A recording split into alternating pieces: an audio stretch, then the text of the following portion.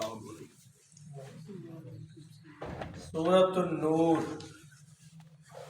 آیت نمبر 55۔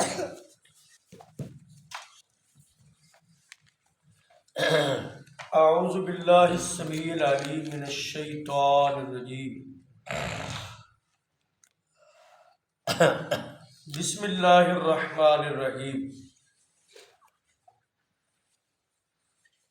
وعد اللہ الذین آمنوا منکم وعملوا الصالحات لَيَسْتَخْلِفَنَّهُمْ فِي الْأَرْضِ كَمَا اسْتَخْلَفَ الَّذِينَ مِنْ قَبْلِهِمْ وَلَيُمَكِّنَنَّ لَهُمْ دِينَهُمُ الَّذِي ارْتَضَىٰ لَهُمْ وَلَيُبَدِّلَنَّهُمْ مِنْ بَعْدِ خَوْفِهِمْ أَمْنًا يَعْبُدُونَنِي لَا يُشْرِكُونَ بِي شَيْئًا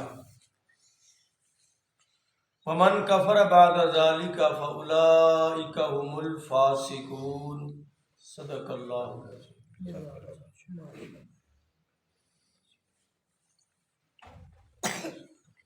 وعد اللہ الذین آمنوا منکم،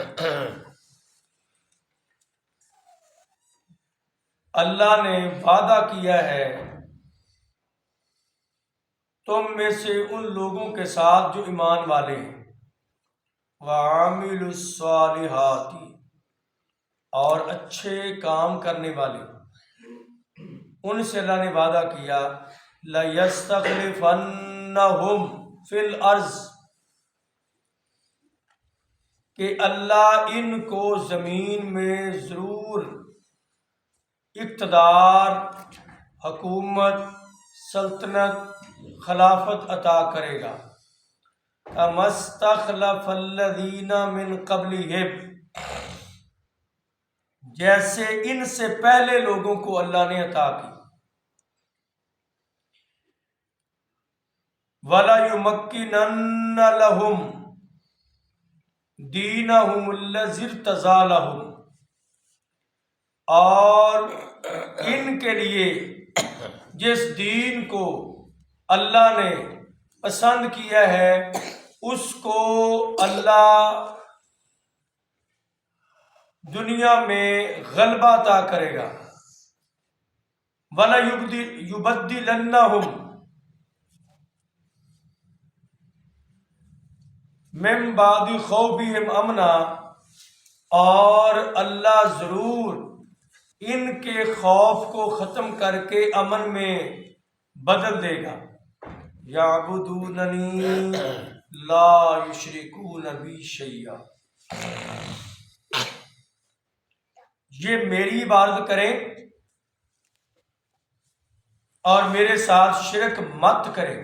ومن کفر بعد ذالک اور جو اس کے بعد بھی انکار کرے فاولئک هم الفاسقون تو یہ لوگ فاسق اور نافرمان ہیں۔ اللہ تعالیٰ نے تم میں سے جو ایمان والے ہیں اور نیک اعمال کرنے والے ہیں ان سے وعدہ کیا ہے کہ زمین میں اللہ انہیں حکومت عطا کرے گا جیسا کہ تم سے پہلے لوگوں کو اللہ نے عطا کی، اور جو دین اللہ نے تمہارے لیے پسند کیا ہے اللہ اس دین کو اس دنیا میں غالب کر دے گا اور تمہارے خوف کو ختم کر کے امن میں بدل دے گا، مگر میری عبادت کرنا، میرے ساتھ ذرا بھی شرک نہ کرنا، جو اس کے بعد منکر ہو جائے وہ تو فاسق و فاجروں میں ہے۔ بڑی اہم بات اللہ تعالیٰ نے اس موقع پر ایمان والوں سے کی ہے۔ رب العالمین فرماتے ہیں کہ اب 3 گروہوں کا تذکرہ ہو چکا ہے، ایک ایمان والے اور ایک کافر اور تیسرے منافق۔ ایمان والوں کا تذکرہ اللہ نے بڑے خوبصورت انداز میں اللہ نور السماوات والارض سے کیا ہے۔ اور اینڈ پہ یہ کہا نور علی نور، مومن کا دل شمع توحید سے روشن اور منور ہوتا ہے۔ پھر کافروں کی مثال اللہ نے او کا ظلمات فی بحر لجی، اندھیروں سے دی، کافر اندھیرے میں، مومن روشنی میں ہے، منافق گمراہی میں ہے۔ اب اللہ نے کہا اب تین گروہوں کا تذکرہ کرنے کے بعد اللہ کی مدد کس کے ساتھ ہے، اللہ کے وعدے کس کے ساتھ ہیں، دنیا میں عزت، غلبہ اور اقتدار کن کو ملنے والا ہے، اس کا اللہ نے تذکرہ کر کے لوگوں کو یہ رغبت دلائی ہے کہ اب تمہاری مرضی ہے، تینوں میں سے جس کو مرضی سلیکٹ کر لو۔ اللہ نے وعدہ کیا ایمان والوں سے، نہ کافروں سے اور نہ منافقوں سے۔ اللہ کے وعدے ایمان والوں سے ہیں، اور ساتھ اللہ نے اکیلے ایمان کی نہیں بلکہ ساتھ نیک عمل کی بھی شرط لگائی۔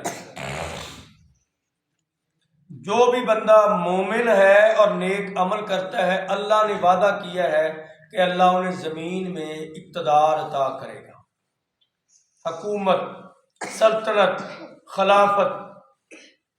اور اللہ نے کہا کہ یہ بات کوئی تمہارے لیے تو مشکل ہو سکتی ہے، اللہ کے لیے مشکل نہیں۔ یعنی 313 یا اس کے لگ بھگ لوگ ہوں تو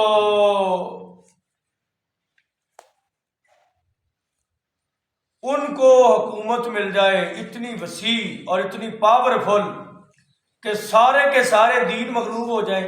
اس وقت بڑے دین کون سے؟ عیسائیت، یہودیت، یہ دو بڑے دین تھے، اور عیسائیت بہت زیادہ زور و شور سے، یہودی تو مدینے میں بھی تھے۔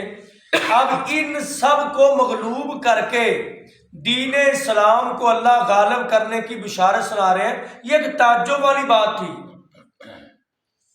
کہ عیسائیت کی تعداد تو بہت زیادہ ہے اور یہودی بڑے پاورفل ہیں آج بھی، اس وقت بھی۔ تو اللہ کہتے ہیں کہ ان کو اللہ غالب کرے گا۔ اور سورہ روم پڑھ کے دیکھ لیں، اس کا پہلا لفظ کیا ہے؟ غلبت الروم، روم والے مغلوب ہو جائیں، روم والے شکست خوردہ ہو گئے۔ تو اس وقت تعجب کیا، اب یہ روم جیسے آج امریکہ ہے سپر پاورفل حکومت، ایسے روم کی تھی، یہ بھی عیسائی وہ بھی عیسائی۔ تو اللہ نے کہا وہ مغلوب ہو گئے۔ اور یہ جو لوگ تھے نا مدینے میں، مکے میں، یہ ہنستے تھے کہ یہ کیسی باتیں کرتے ہیں کہ وہ مغلوب ہو گئے، یہ غالب آ جائیں گے جن کے پاؤں میں جوتا بھی نہیں، جن کے پاؤں میں جوتا بھی نہیں، کھانے کے لیے روٹی نہیں، کھجوریں کھاتے ہیں، کبھی کھجوریں پانی سے گزارا کرتے ہیں، بدن اور تن پہ پورے کپڑے بھی نہیں، خالی پیٹ رہ کے گزارا کرنے والے، کہتے ہیں ہم غالب آئیں گے۔ اللہ کہتے ہیں ان کو بتاؤ، اس لیے اللہ نے یہ نہیں کہا کہ تمہیں خلافت ملے گی، اللہ نے کہا لام لَيَسْتَخْلِفَنَّ، لام بھی زور کے لیے، یستخلفن یہ ایک گرامر کا اصول ہے، جہاں نون شد کے ساتھ آتا ہے اسے کہتے ہیں نون ثقیلہ کا۔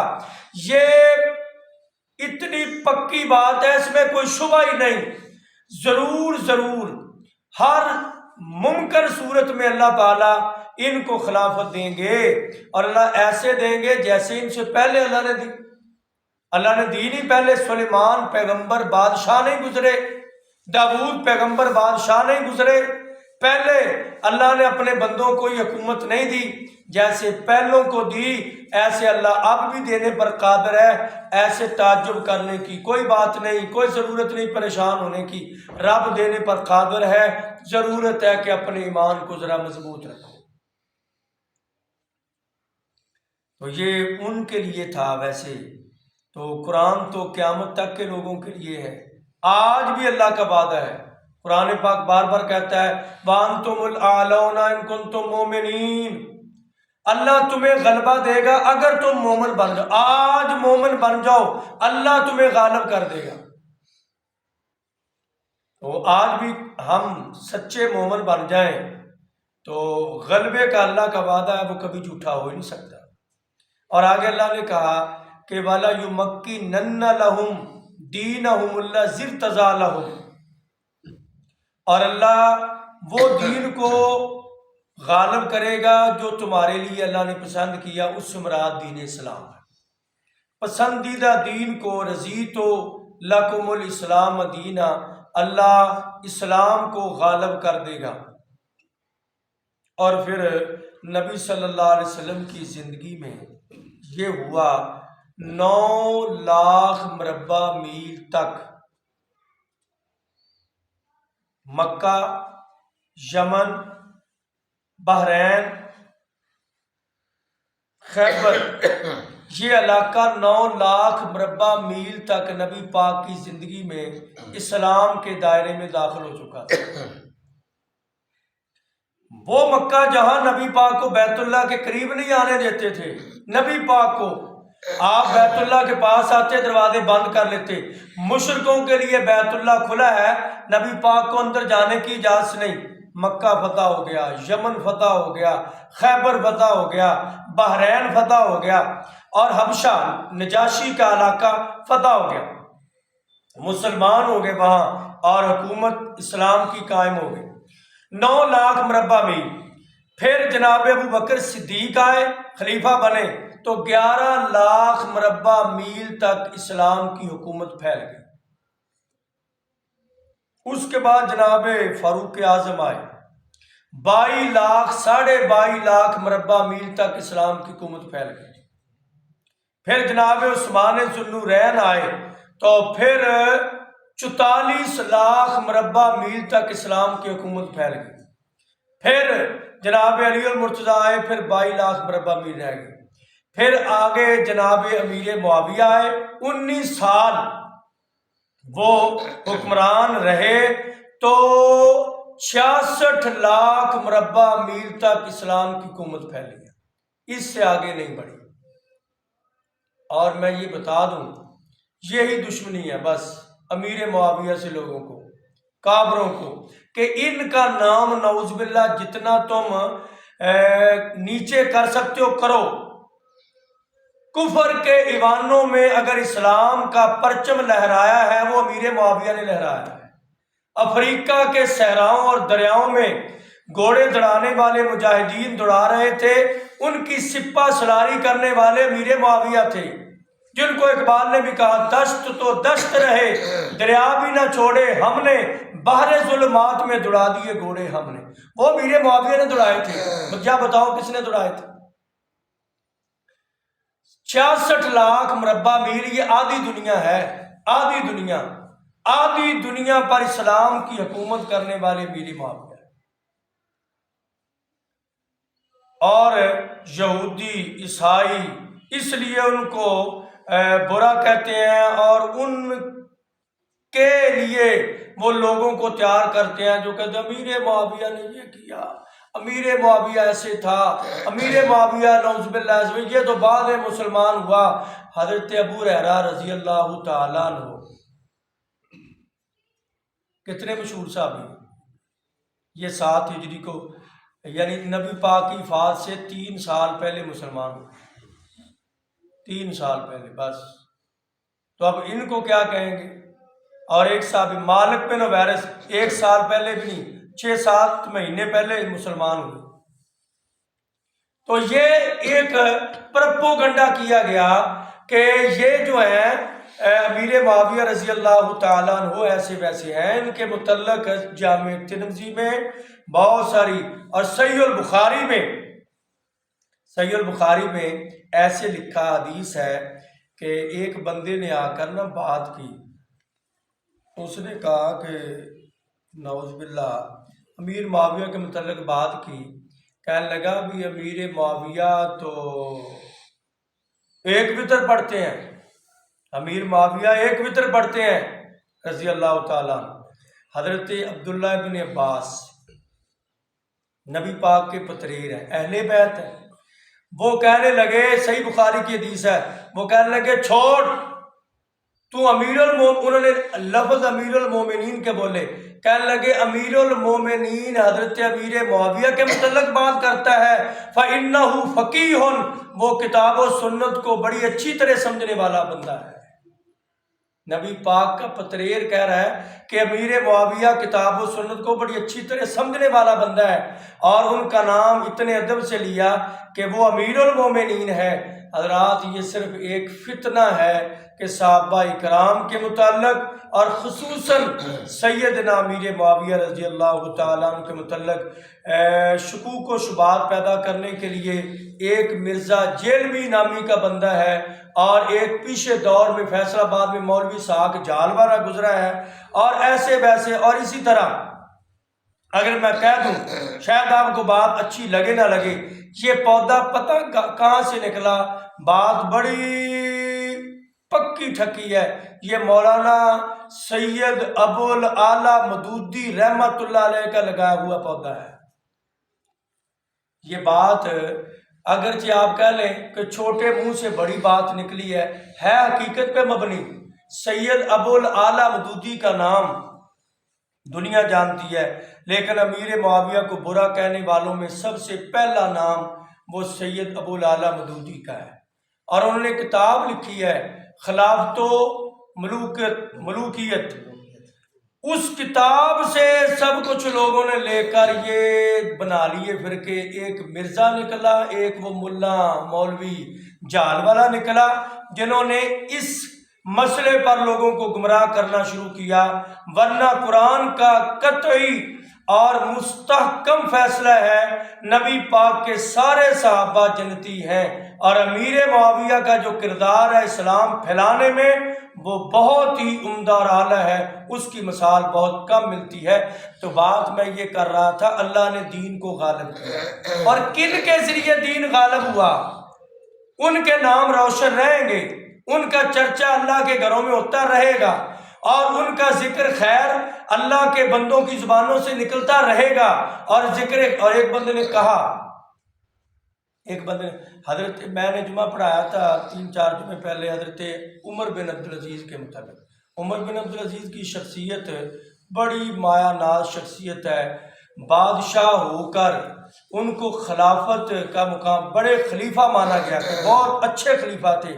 واقعی وہ درویش بھی تھے، خلیفہ بھی تھے، عادل بھی تھے، اور اللہ والے بھی تھے.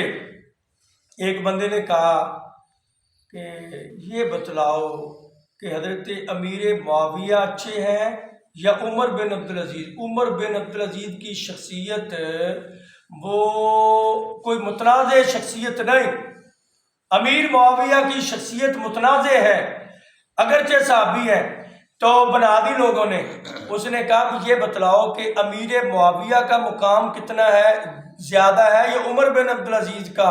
تو امام حسن بصری کہنے لگے کہ جو میدان جنگ میں امیر معاویہ گھوڑوں پر بیٹھ کر جنگ کے لیے نکلتے تھے، اور گھوڑے کے منہ سے جو جاگ نکلتی تھی، اس جاگ کا مقابلہ بھی عمر بن عبدالعزیز نہیں کر سکتے. امیر معاویہ کا تو مقام ہی بلند و بالا ہے، جس نے ایک لمحے کے لیے نبی پاک کا دیدار کر لیا. محبوب نے فرمایا وہ انسان جنتی ہے. اور حدیث پاک میں سنن نبی داؤد میں ہے، آقا علیہ السلام نے فرمایا اگر کسی بندے کو پیغمبر نوح جتنی عمر دی جائے، پیغمبر نوح جتنی عمر، کتنی عمر تھی نوح علیہ السلام کی؟ 1350 سال. 900 سال تو تبلیغ والی ہے، 900 سال تبلیغ والی ایج ہے. 1350 سال آپ نے فرمایا اگر کسی بندے کو پیغمبر نوح جتنی عمر دی جائے اور ساری زندگی لمحے برابر بھی غفلت نہ کرے، اللہ کی بات کرتا کرتا چلا جائے، پھر بھی وہ بندہ اللہ کے نبی کی صحابی کی شان کو نہیں پا سکتا. جو شان اللہ کے نبی کے صحابہ کو اللہ نے دی ہے وہ مقام 1350 سال میں نہیں مل سکتا جو مقام اللہ نے نبی کے صحابی کو دے دیا ایک لمحے کے لیے زیارت کی وجہ سے۔ تو امیر معاویہ وہ تو بڑے مجاہد صحابی ہیں، بڑے فاتح صحابی ہیں، تو یہ انہوں نے اسلام کو اتنا مضبوط کیا اور اللہ نے جو وعدہ کیا ان کے ذریعے پورا ہوا۔ اللہ نے ایک شرط لگائی، یعبدوننی لا یشرکون بی شیئا، کہ یہ وعدہ تب پورا ہوگا کہ میری عبادت کرنا۔ کوئی بندہ ایسی بات کر سکتا ہے کہ نعوذ باللہ امیر معاویہ کے اندر کچھ شرک کی بات، حکومت کے اندر اگر کوئی کمی کجی بھی آئی، وہ بشر ہے، انسان ہے، اور اللہ نے معاف کر دیا۔ یہ اللہ نے شرط لگائی کہ عبادت میری کرنی ہے، تمہاری حکومت تب قائم ہوگی، تب مستحکم ہوگی، میرے ساتھ شرک نہیں کرنا۔ اور جو بندہ شرک کرے گا اس کے بعد بھی وہ کبھی بھی کامیاب نہیں ہو سکتا۔ آج بھی کسی ملک میں، ہمارے ملک میں جب سب سے پہلے لینے کا نام ہے کہتے پاکستان کا مطلب کیا؟ لا الہ الا اللہ، لیکن لا الہ الا اللہ کا نام لے کر ہر در و دیوار میں شرک کا علم بلند کیا لوگوں نے، ہر شہر میں، ہر قریہ میں، ہر بستی میں، ہر محلے میں قبریں مزاریں پوجنے والے، اور ہمارے حکمران وہ ان درباروں کو عرق گلاب سے غسل دیتے ہیں اور ان کو بیت اللہ سے زیادہ متبرک سمجھنے والے ہیں، اور پھر سمجھتے ہیں کہ ہم اچھے حکمران ہیں۔ وہ کیسے اچھا ہو سکتا ہے جو مشرک ہے؟ قرآن نے کہا وہ اچھا ہو ہی نہیں سکتا، ہم اس کو اچھا مانتے ہی نہیں۔ جو مشرک ہے وہی بندہ مخلص ہے، اور اسی کی حکومت کو اللہ استحکام دیتے ہیں جو توحید والا ہے۔ اللہ ہمیں سمجھنے کی توفیق عطا۔ آمین۔